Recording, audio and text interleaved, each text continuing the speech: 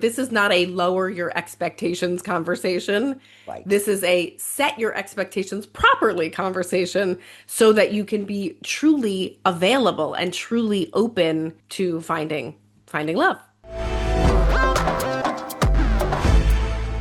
Thank you so much for joining us again on Second Act TV. Once again, I'm so happy to welcome back Laurie Gerber, the dating coach, relationship expert, love expert, which is one of the things we're going to Yes. talk about today. Laurie, thanks so much for being here. Great to be here. Laurie, when I look back on lots of the topics you and I have done, or just that we've done on Second Act, one thing that really resonates with people is any segments on mistakes. And one of the biggest mistakes that keeps coming up is having unrealistic expectations and bringing that to the dating process. So today I want to discuss most common unrealistic expectations. One of the biggest unrealistic expectations is expecting instant chemistry or that Yes. spark. That's a Yes. must have, and both men and women I think have bring that equally. Right. It's actually great news. Some people say they were attracted to the person they fell in love with at first, but a heck of a lot of people say that they weren't at first attracted. They did not at first think the person was their type, but over time, the attraction grew. Now, I have a very important thing to say here, which is over time doesn't mean months and months and months and months. Right? It means if it's months and months and months, there's probably an issue. But days and weeks, okay, Mm-hmm. for your personality to come out, your swagger to come out, how you treat someone to unfold such that they feel a way when they're with you, the way you talk to a person, the way you whisper to a person, how you smell, what you wear. There are so many factors to chemistry and attraction that you're going to find out over time. But again, over time means 3 dates. Over time does Mm-hmm. not mean forever. Yeah, this is one of the most difficult points to actually get across because it's like, well, if I'm not attracted, then well, why would I go out with them again? And I Right. get that. I Yeah. really do get that. And I think that's why a lot of people, believe that online dating doesn't work or there's no good people out there Right. because you do make that hasty judgment. And like you said, most people, it does take a few times Right. before you go, I kind of like him or I kind of like her. So Exactly. eh, Exactly. You cannot separate out attraction from how you feel around someone. And everybody has an example of someone who on paper or in picture looked like they were going to be the hottest thing and then you started talking to them. I mean, I have a million examples of you think they're attractive, they're your type, but once you start talking, come on, it's like anti-attractions. that is such a great point that here's somebody just gorgeous or just hot, this hot guy opens his mouth and it's like uh-oh.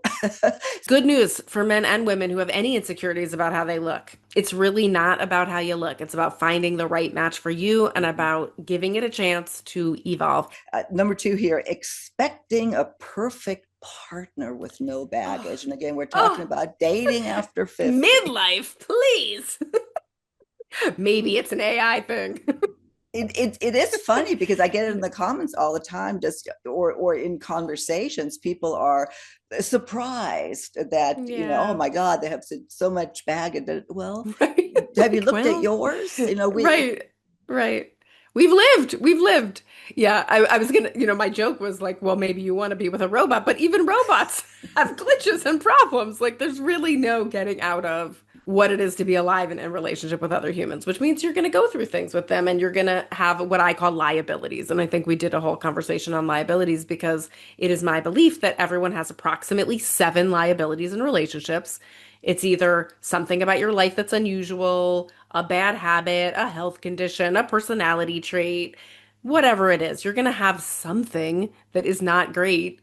Why not find out about it early in dating instead of hiding it or expecting it not to be there?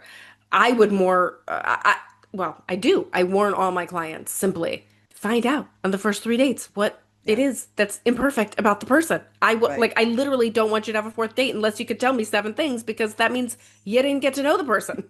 So, spill it. What is it? Are they bald? Do they have erectile dysfunction? Are they living with their mom? Are their kids still dependent on them? Do they have trouble with money? What is it? Heart problems? Is it prostate problems? What is it? And everyone's going to have a list. So expect it and actually invite knowing what it is so you can decide, are those tolerable for you? Are those something you can work with or not? And it's not really about the baggage because, like Laurie just said, you're going to have baggage. It's really how you've handled it, how you've managed it, have you learned from it, how are you dealing Right. with it? That's the Right. key, because there will be baggage. Number three here, expecting to feel like 30 again, and this is I wake up every morning like that. Don't you? and then if you don't feel that either something is wrong Right. with who you're dating, or think that something's wrong with Right. yourself. And both men and women do this as Right. well. Well, hormones change, y'all. I'm Mm-hmm. sorry to tell you. I'm sure you have episodes about it. Hormones change. And we should not expect to have the same hormonal, emotional, or physical responses that we had 5, 10, 20, 50 years ago. It's an ever-changing thing. And I am the age that I am, and I'm going to define head, heart, and hoo-ha desire for me right now. What's practical for my life? What feels good to me right now? And what turns me on right now?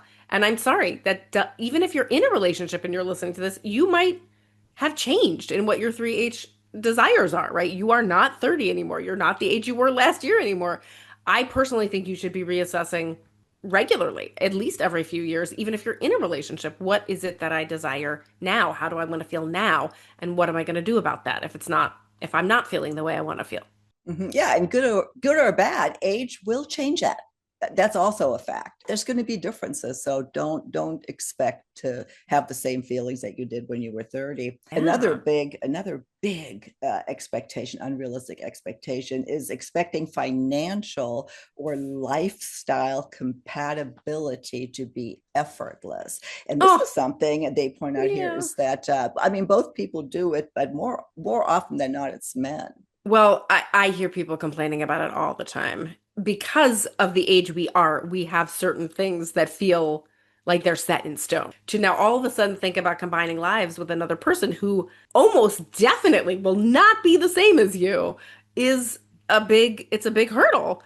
Interestingly, unlike maybe a few decades ago when you had to move in together to have a family and then you had to raise a family together and maybe you needed to combine finances for whatever reason, that's not true anymore. And that's really exciting. So actually, you do not need to be as compatible as you might have thought you needed to be in decades past. That's the good news.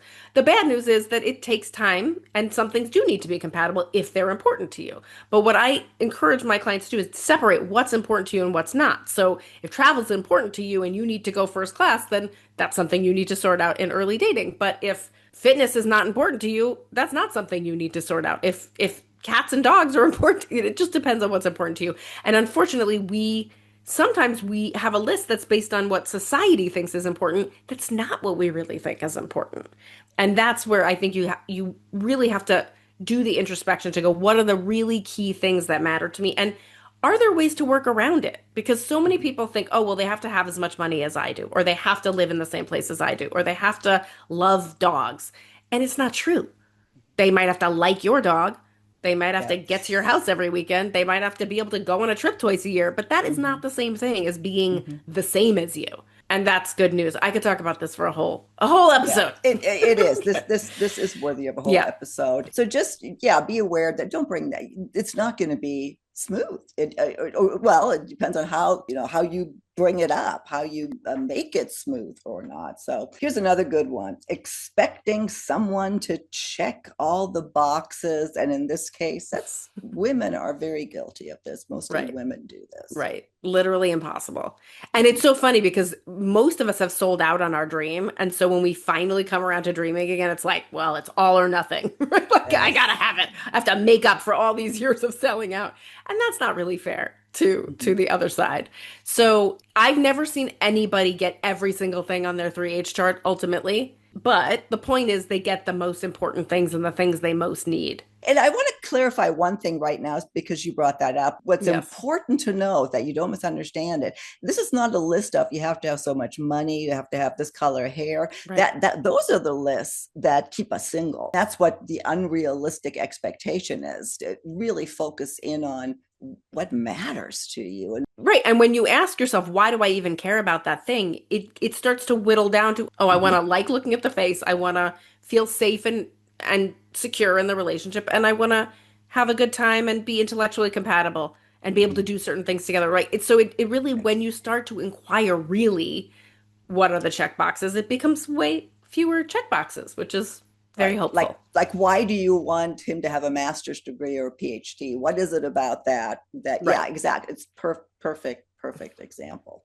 Another one here, expecting a fast track to commitment. Mm, And often women, it says often women, but I think some men right. anyway, are guilty Right. of that as well. Right. Yeah, we're scared. I think men are scared that they're going to lose you. They want to lock it down. They want to have that assurance. And I think women are that way too.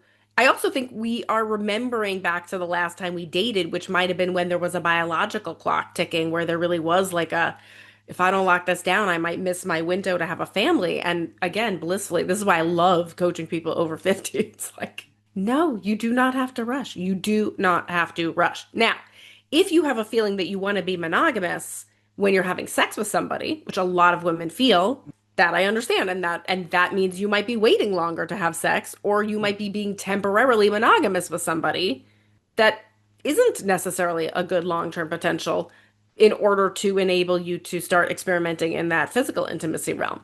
So I do push for monogamy when it comes to starting to be sexual, but that is not synonymous with long-term commitment. That's just synonymous with not sleeping with other people, right? Yeah. That's a distinction. And I think it's actually really great that at this stage of life we don't have to rush into a long-term commitment. We don't have to Mhm. combine finances. We don't have to move in with each other. We really can see how it feels over time Mhm. because if you haven't experienced every season with a person, you really don't know them that well yet. And that's Yeah. that's okay for that to be the truth. It's great if the chemistry is great. It's great if you feel great together. That's all awesome, but there's still a lot of life to live to figure out if it's really right for a long-term commitment. What I've seen personally, some friends of mine, they jump into it so fast that now all of a sudden they've created a situation that they can't get out of, and Right, it exactly. doesn't work. Yeah, it's uh, not to your benefit. no. So I don't know. You don't want to waste a bunch of time after 50 either. Yeah, yes, maybe move the relationship further, but don't commit to things that are going to end up being like a divorce. And I've seen a lot of Right. people do that. Well, finally here, expecting others to meet needs you haven't met for yourself. And again, this is the brilliance of the 3H method and the actual exercise, which in the free webinar that you're going to link to, I take you Mhm. through making the 3H chart because I ask you for each thing that you list as important to you, are you also providing it? It's such a simple litmus test. Why do you care about that? That's a really important question to ask about each criteria. But the next thing is, am I providing that? Because if you're asking for fitness and you're not fit, or you're asking for wealth and you don't bring something equivalent to the table, or if you're asking for nurturance and care and you don't bring it, whatever it is, right? It something's fishy, right? Like, so you gotta do that work and figure out, okay, where do I need this to come from? Ideally, I think we provide a lot for ourselves. Our friends provide a lot for us. We don't want to become dependent on another person for something that we need because you know what? Best case scenario, one of you dies. Like really, happily ever after is until one of you dies. So I don't want you dependent on another human being. Interdependence, fine, right? I'm Mhm. not saying there's not a great benefit in being with another person in a romantic relationship, but Yeah. I don't really want you dependent. So if you find that there's something you're looking for that you don't want to provide for yourself or can't provide for yourself or to another, just go hunting. What's that about? What do you still need to work on so that it's just a union of people having fun and being Mhm. each other's best friends and having a great time physically together. It's not someone compensating for what you can't Right. have or do for yourself. Well, and if you're lonely and unhappy, that nobody else can really fix that. Maybe the loneliness, I don't know, but unhappy, nobody can make you happy. You have to make Right. yourself happy. Right. And again, I'm pointing at myself because you do think, well, if I just meet someone, then all this will be Yeah. fixed. Or I've Yeah. had those thoughts, Yeah. just Of once I'm in a course. relationship again, I'll be. I don't remember the name of the study, but it's in one of my blogs Mhm. where they studied what the number one predictor of success in relationships was. And I always ask people, what do you think the number one, what do you think the number one is? And nobody has ever guessed this correctly on the first try. The number one, do you want to guess? I, I know this, but I I know can't this pull it one. up. I'm I sure read you've this. read the No, study. You're yeah, so learned. I think Okay, I did. but I'll reveal. Okay, so the number one predictor of success in romantic relationships is how happy you were before you got into the relationship. Hands down. Being happy with yourself, loving yourself is the precursor to finding happy, lasting love. Sorry, it's so hard. Sorry, it's a hard, not an easy fix. Not an easy fix, and not a pill. Well, and it's okay. The reason you're dating is probably because something happened that there was loss associated with that, Right. be it divorce, be it losses. I mean, we all have that. And yeah, there's moments of unhappiness. There's periods of unhappiness. That's That's normal. normal. It's really Yeah. the what's unrealistic is expecting someone else to fill that for you. That's where it gets difficult. So Right. well, Laurie, again, we're coming to the end of this important segment. This is a really important segment because we don't think about this, I think, unless it's pointed out to us. So, what would you like to leave our viewers with? I love my last. I get to do my last big plug. So I want to say also don't expect the opposite. It could be easy to work out your logistics. That could happen. It could be that somebody provides something for you that you don't provide for them. Right? It could be that someone checks off all your boxes, right? Like, but it's kind of the exception that proves the rule, right? So I don't want you to, swing all the way to the other side of some sort of hopelessness, right? There is Yeah. actually tremendous hope that you can find somebody that deeply does meet your needs. Mm-hmm, So I mm-hmm. just want to say, like, this is not a lower your expectations conversation. Right. This is a set your expectations properly conversation so that you can be truly available and truly open to finding love. What a great way to sum that up. That is Thanks. exact. This is not about lowering. This is about setting them properly. Laurie, thank you so much. And Laurie is full of more wisdom like that. So if you need Full of it. I'm full another of great saying, she's full of it. it. All of Laurie's contact information is in the show notes below. She is a wonderful coach. Lots of people have already contacted you. I know that because I see it in the comments. And Laurie, I look forward to our next conversation on Second Act TV.